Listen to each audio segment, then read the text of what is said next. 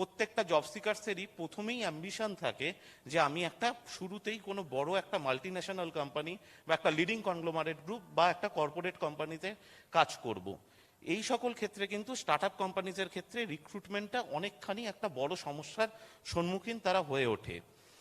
At the same time বর্তমানে সমস্ত start up কোম্পানিরা এই সমস্ত সমস্যাগুলো কাটিয়ে ওঠার জন্যে বিভিন্ন রকম ইনিশিয়েটিভও নিয়ে থাকে, like starting from employers branding.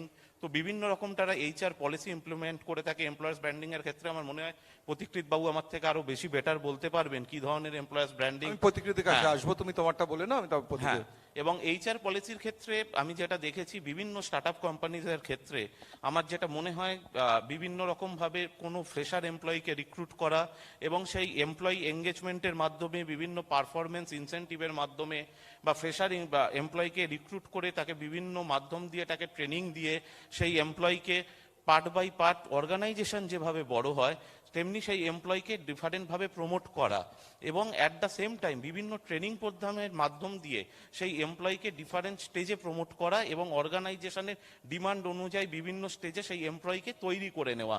তাহলে মনে হয় স্টার্ট আপ কোম্পানিগুলো শুরু থেকে, অর্থাৎ যারা একদম শুরু থেকে কাজ প্রথম শুরু করেছে, যেভাবে তারা গ্রো করবে সেইভাবে এমপ্লয়িও যদি গ্রো করে তাহলে স্টার্ট আপ কোম্পানিগুলো আরও ফ্লারিশ করতে পারবে। বিশেষত আমাদের এই প্রিয় শহর কলকাতার ক্ষেত্রে যে লেভেলে যত সংখ্যক কর্পোরেট কোম্পানি রয়েছে আমি যদি তুলনা করি, সেই তুলনায় স্টার্ট আপ কোম্পানি বা এমএসএমই ফার্মের সংখ্যা কিন্তু অনেকখানি বেশি।